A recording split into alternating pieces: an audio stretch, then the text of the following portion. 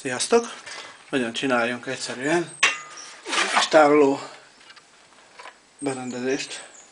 Tudjuk, hogy lehet ezeket kapni is, de hát hogyha van olajos kupánk fölösleges, akkor miért ne csináljunk mi magunknak olyat, ami jobb, mint bármi más.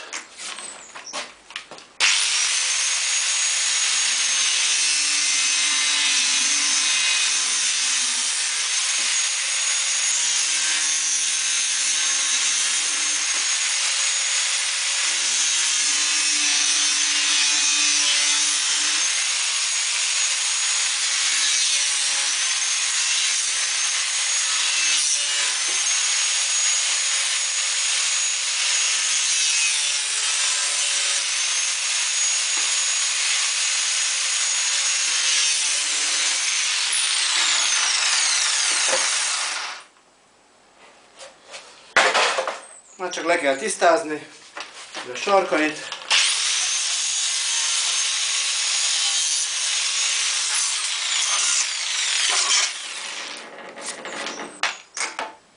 Utána szinte egyszerűen darab rongyal megfogva az éleket tisztítani.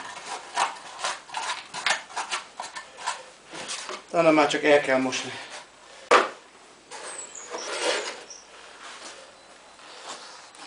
Nem bonyolult.